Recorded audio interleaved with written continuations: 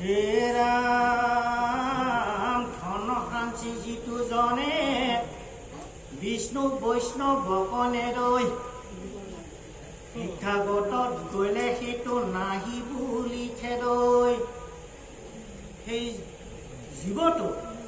সেই সকামত ক'ত জন্ম দিম জানা অ কৃষ্ণ কৃষ্ণ বুলি কান্দে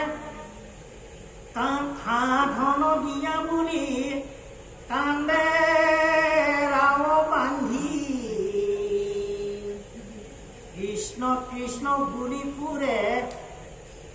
ভিক্ষা মাগি মাগি সেইকাৰণে চাব ৰেল ষ্টেচনত বাছৰ ষ্টেচনত গাড়ী মটৰত যি জনগোষ্ঠীৰে ভিক্ষাৰী হয় ভগৱন্তৰ নাম খুজি ভিক্ষা হয়নে নহয় এয়া ভাগৱতৰ দৰ্শন সেইকাৰণে সমস্ত যি চাৰিজন বাপ আই হলুৰ আমন্ত্ৰণ জনাই বছৰকত এবাৰ নহয় এবাৰ আমাৰ ভাগৱতৰ অনুষ্ঠানখন নিজৰ ঘৰখনত ৰাখিবৰ কাৰণে চেষ্টা কৰিব লাগে নহ'লে কি কৈছে এই ভিক্ষা যি কৰি আছে তেওঁলোকক চাব যি জনগোষ্ঠী নহওক ভগৱানৰ নাম খুজি ভিক্ষা কৰে সেইকাৰণে কৈছে হাত কান্দন্ত ৰাও বান্ধি হাঁহ ধন দিয়া বুলি কান্দন্ত ৰাও বান্ধি ঘৰে ঘৰে ভিক্ষা মাগে কৃষ্ণ কৃষ্ণ এয়া হ'ল ভাগৱত সেইকাৰণে শাস্ত্ৰ কৈছে ধন জন জীৱন যাইবেক একত্ৰিলে আমাৰ এই যি ধন জন পুত্ৰ ভাৰ্যা এইবিলাক কি আমাৰ পুত্ৰ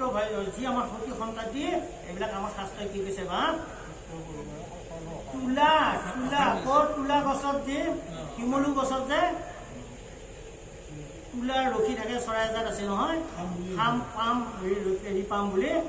আমাৰো সেই ল'ৰা ছোৱালীবিলাক তেনেকুৱা সেইবিলাক আমাক অপমান কৰিবও দিয়া নাই আমাৰ শাস্ত্ৰই কৈছে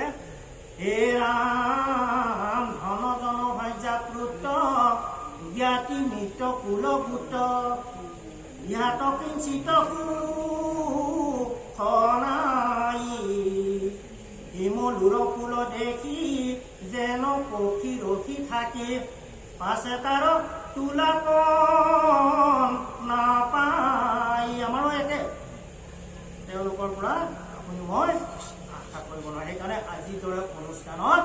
আনিবৰ কাৰণে ল'ৰা ছোৱালীবিলাক উঠি অহা নৱপ্ৰজন্মক এই ভাগৱতৰ আসনত বহাবৰ কাৰণে চেষ্টা কৰিব লাগে অকল আমি কৈ থাকিলে নহ'ব তেওঁলোকক আনি পেলাই এনেকুৱা আসনত বহাবৰ কাৰণে চেষ্টা কৰিব লাগে দুটা কথা শিকাবৰ কাৰণে নহ'লে এই ল'ৰা ছোৱালীয়ে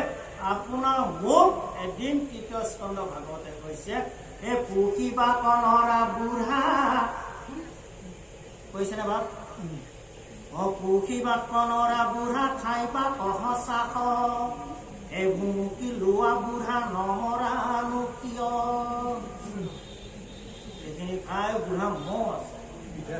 বিধাচন এই বুলি কতজনে কৰে মহাপ্ৰাণী অন্নমুঠি দিওঁতে বুঢ়ে বুঢ়া মৰমৰ এই অন্নখিনি খা 3 ফুটমান আঁতৰৰ পৰা বিষ্ণামূত্ৰত যেতিয়া সোমাই থাকিব তেতিয়া 3 ফুটমান আঁতৰৰ পৰা বোৱাৰীয়ে ঠেলি দিব বুঢ়া এইখিনি খা আৰু মৰ এই আপদটো নমৰেও নিজেও সেইকাৰণে আমাৰ কৃপালু গুৰুজনাই আমাৰ আপোনাৰ খবৰ নিচিনা মহাভক্তসকললৈ আহ্বান জনাইছে কি বুলি কৃষ্ণ কৃষ্ণ কৃষ্ণ কৃষ্ণ বুলি অন্তকালে যিটো প্ৰাণতে যি আইতৰ হবনে মুকুতি তাক দিব আৰু কি তাক দিব বুলি আইতৰ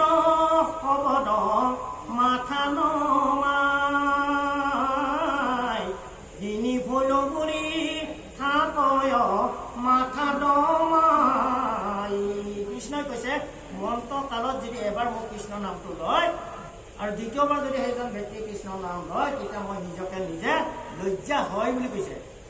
মই নিজকে নিজে লাজ পাই যাওঁ আৰু মই তেখেতৰ ওচৰত ঋণী হৈ গ'লো ঠাৰ লাগি গ'লো তেওঁৰ ওচৰত সেইকাৰণে কি ক'লো মস্ত সেইটো কৰিব লাগিলে আমি সৰুৰ পৰাই অভ্যাস কৰিব লাগিব। আমাক কি বুলি কয়? জ্বৰ তাপ পীৰা মৰণ সময়ে কৰা হৰি কৃপা মুখ ৰজু গুণ নাম শ্ৰৱণ স্মৰণ বচন গোচৰ সেই মৃত্যুৰ দুৱাৰদলিত যেতিয়া মই বকাই থাকিম, হে প্ৰভু ঈশ্বৰ ভগৱন্ত, মই যদি চকুৰে এবাৰ সমস্তক দেখা নাপাওঁ, মোৰ যদি মুখেৰে কথা ক'ব নোৱাৰোঁ, মোৰ যদি শ্ৰৱণ শক্তিটো নাইকিয়া হৈ যায়, যাতে মোৰ স্মৰণ শক্তিটো থাকক। কাক? তেখেতক স্মৰণ কৰিবৰ কাৰণে। কাৰণ এবাৰ যদি কৃষ্ণ নাম লয়, তেওঁ কৈছে যে মই তেওঁক দ্বিতীয়বাৰ কৃষ্ণ নাম ল'লে মই তেওঁক দিবলৈ একো নাথাকে, মই ধাৰ হৈ যাওঁ বুলি কৈছোঁ কৃষ্ণ। সেইকাৰণে কৈছে ইয়াতে ধন জন জীৱন যাইবেকৰ একতিলে হে যত দেখা ভাইজা পুত্ৰ হবে অকাৰণ চাই মাত্ৰ থাকে কালে ধৰে যেতিক্ষণ বিষয়ত সুখ একতিলে কৰি চোৰ যমৰ কিংকৰে ধৰি নিবে যমপুৰ। কি বুলি কৈছে? আমি মনুষ্য জীৱন লোৱাৰ সাৰ্থকতা কেতিয়া আহিব?